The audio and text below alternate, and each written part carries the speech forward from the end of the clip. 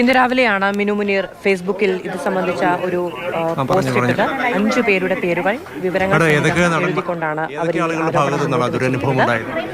ഒരുപാട് ഉണ്ടായത്. എനിക്ക് നടന്മാരിൽ നിന്നാണ് എനിക്കുണ്ടായത്.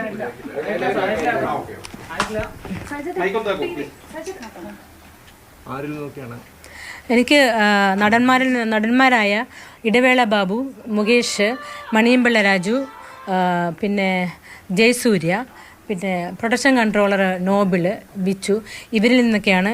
പിന്നെ ഒരു അഡ്വക്കേറ്റ് ചന്ദ്രശേഖരൻ എന്ന ആളിൽ നിന്നും എനിക്ക് ദുരനുഭവം ഉണ്ടായിട്ടുണ്ട് സിനിമ ഫീൽഡിൽ, മലയാള സിനിമ ഫീൽഡിൽ.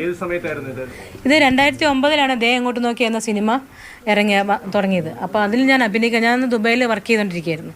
അപ്പോൾ ആ സമയത്ത് സെക്രട്ടേറിയറ്റിൽ വെച്ചാണ് എനിക്ക് ആദ്യത്തെ ദുരനുഭവം എനിക്കുണ്ടായത്. ആദ്യത്തെ ആൾ ജയസൂര്യ തന്നെയാണ്.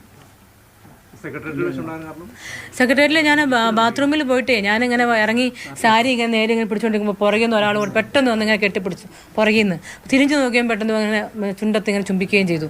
അപ്പോൾ ഞാൻ പെട്ടെന്ന് നമ്മൾ ഷോക്കായി പോകും. അതായിട്ട് ആദ്യത്തെ സിനിമ, ആദ്യത്തെ അനുഭവം, ഒരു നല്ലൊരു നടനും കൂടെ ആയപ്പോഴത്തേക്കും പെട്ടെന്ന് ഞാൻ തള്ളിയിട്ടിട്ട് ഓടി താഴെ വന്നു. അപ്പോൾ എനിക്ക് ജഗതി ചേട്ടനോട് ഞാൻ he was very decent and very genuine to me.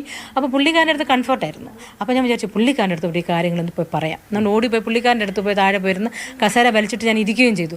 അപ്പോഴത്തേക്കും ജയസൂര്യൻ പുറകെ വന്നിട്ട് പറഞ്ഞു, മിനു, എനിക്ക് മിനുവിനോടൊരു കാര്യം പറഞ്ഞു, എസ് ഓർ നോ എന്നൊരു കാര്യം മാത്രം പറഞ്ഞാൽ മതി എന്ന് പറഞ്ഞു. അപ്പോൾ എന്തേലും നോക്കിയപ്പോൾ പുള്ളിക്കാരൻ പറഞ്ഞു, എനിക്ക് ട്രിവാൻഡ്രത്തൊരു ഫ്ലാറ്റ് ഉണ്ട്, എനിക്ക് ഇൻട്രസ്റ്റ് ഉണ്ട്, വരുവാണെങ്കിൽ മിനുവിന് ഭാവിയിൽ പല നേട്ടങ്ങളും ഉണ്ടാവും. അപ്പം ഞാൻ നോ എന്ന് പറഞ്ഞു.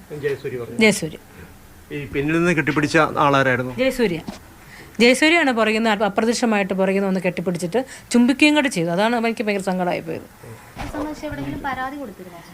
പരാതി എന്ന് പറയാം, എനിക്ക് അന്നേരത്തെ ഭയങ്കര പേടിയായിരുന്നു. നമ്മൾ ആ സമയം 13 വർഷം മുമ്പ് ആയതുകൊണ്ട് ധൈര്യമില്ല, എന്തോ സംഭവിച്ചത്, ഇനി ഫിലിപ്പീനിൽ ഇങ്ങനെയൊക്കെയാണോ എന്ന് നമുക്ക് തോന്നുമായിരുന്നു എന്താ സംഭവിച്ചതെന്ന്. അപ്പോൾ അത് എന്നാലും ജഗതി ചേട്ടനോട് പറഞ്ഞു. ജഗതി ചേട്ടൻ എനിക്ക് ഒറ്റയ്ക്ക് കിട്ടിയിരുന്നെങ്കിൽ ഞാനത് പറഞ്ഞിട്ട്